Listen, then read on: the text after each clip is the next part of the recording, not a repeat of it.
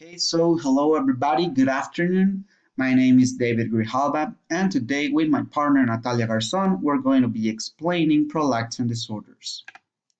So, we're going to be dividing our presentation with this little index that we have here in this current slide. First of all, we're going to make a physiological analysis of prolactin. We're going to be remembering the usual physiology of this hormone. Second of all, we're going to be talking about hyperprolactinemia. Third, we're going to be talking about prolactinomas, and last but not least, hypoprolactinemia. So this is going to be the array of our presentation. Further on in the next slides, we're going to be talking about every one of these points more specifically. So first of all, talking about the normal physiology of prolactin. So prolactin is going to be this peptidic hormone that we're going to find here in our image in the right side of the slide. This is going to be the molecular array of the protein. Prolactin is a peptidic hormone that is made of 198 amino acids that are bonded together into a single strain. As you may see here in the image, we're going to have these little white ropes that are going to be the protein, and they're going to have these cylinders, which are going to be like the important segments of the prolactin hormone. The array of this protein is going to be mainly made up of amino acids being bound together by peptidic bonds, and we're going to have secondary protein structures such as alpha helixes. So talking about where is it made, prolactin is made in the lactotrophs cells, which are going to be located in the anterior pituitary gland. As this slide shows, lactotroph cells make up from 10 to 20% of the total population of the anterior pituitary gland.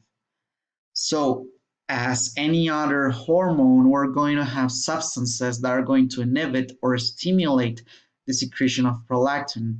For the inhibitors, we're going to find the most specific one, dopamine, which is going to be here, and the prolactin inhibiting hormone. These two are going to be secreted in the hypothalamus and through the hypophysarean hypothalamic segment is going to be communicating between hypothalamus and the pituitary gland in order to have this communication. Stimulators for prolactin, yet not very well understood nowadays, but recent studies shows that thyroid-releasing hormone and vasoactive intestinal peptide are two substances that stimulate prolactin secretion. Yet, even though these stimuli by other hormones may be achieved, the major stimuli for prolactin secretion is going to be suckling. Suckling is a process that is given during lactation when the baby is being fed. This suckling stimuli will stimulate the sensitive neurons located at the nipples, which are very, very sensitive, and through spinal afferent signals will go ahead and go into the hypothalamus, increasing the secretion of serotonin. As serotonin increases, the secretion of prolactin will increase as well.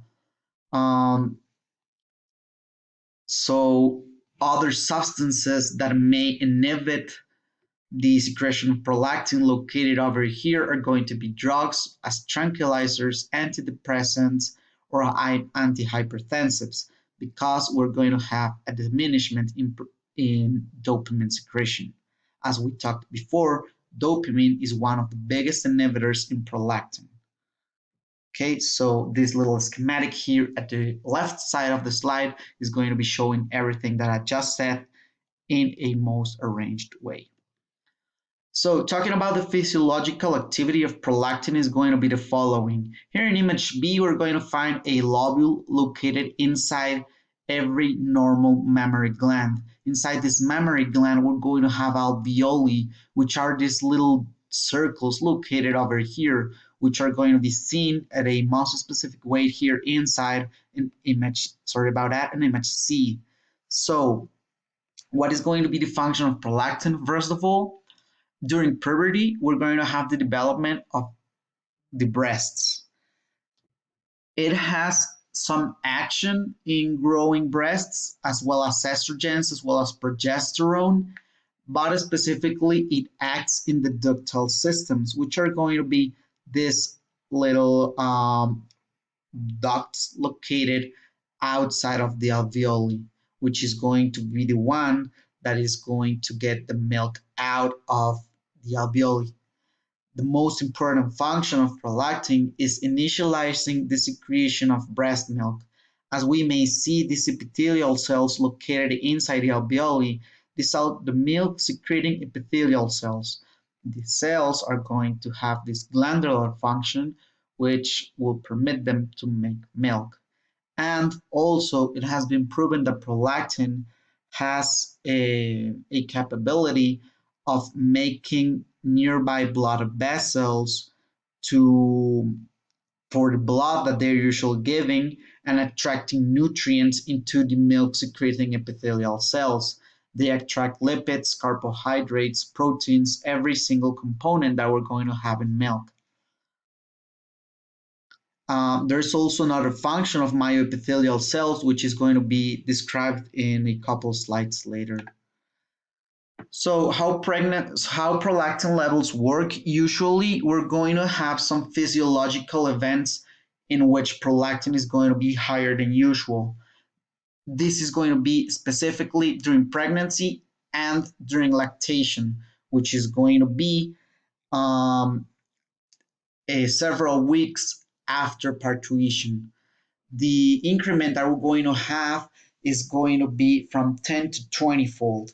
And as you may see here in our chart located at the right side of the slide, we're going to see that after parturition, the levels of estrogens and progesterone drop abruptly, and prolactin levels are kept intermittent during nursing.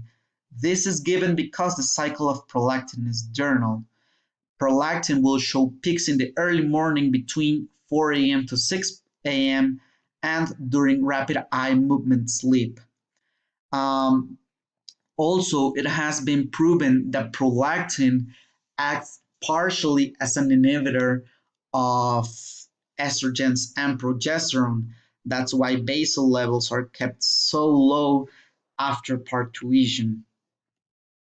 So talking about the normal values of prolactin, we're going to find that in males is going to be from 2 to 8 nanograms per milliliter, because it may seem that prolactin acts only on women, but it has been proven that has an effect on men, which is shown in this little blue square located at the right side. It says, in males, prolactin is a stimulator of spermatogenesis, as it enhances luteinizing hormone receptors in Leydig cells.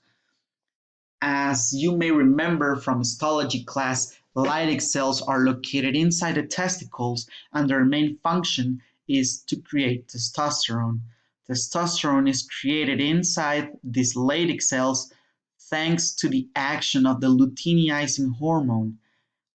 What the what the evidence states is that prolactin can enhance these luteinizing hormones receptors in order to create more testosterone in men.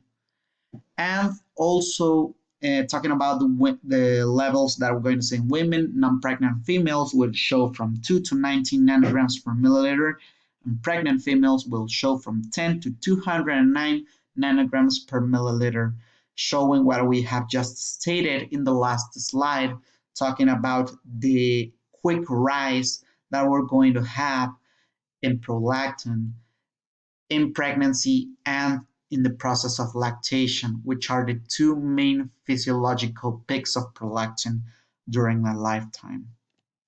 So, as I mentioned before, the myoepithelial cells in the layer of the physiological activity of prolactin, we're going to have another protein that is going to help us here. Sorry, another hormone, oxytocin, which is going to be helping us in the milk secretion.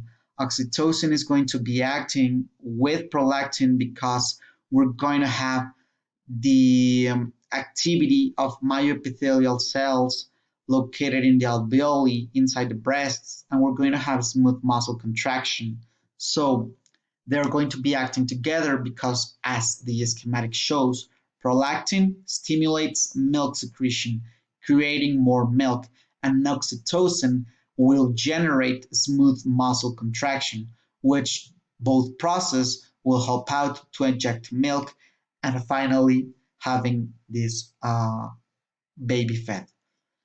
Also, another important thing about oxytocin, well, it is actually made in the hypothalamus and it will travel into the posterior pituitary gland where it's going to be kept. Also, other evidence has shown that the sound of the child's crying, this very particular whining that kids do when they're hungry, stimulates some higher brain centers, and they stimulate both secretion of prolactin and secretion of oxytocin. And as mentioned before, baby suckling through the mechanoreceptors and the sensitive neurons found in the nipple, which is going to have also a sensory information given to the hypothalamus to secrete more prolactin and as well more oxytocin. So these two substances are going to be working all together in order to give us this process of lactation being made out correctly. I mentioned this before because usually people who have low oxytocin will generate no milk, which is the main sign of a patient with hypoprolactinemia, and we have to rule out a secondary cause which can tell us that milk is being produced but is not being taken out, and that will be because oxytocin is not playing its role, but prolactin does.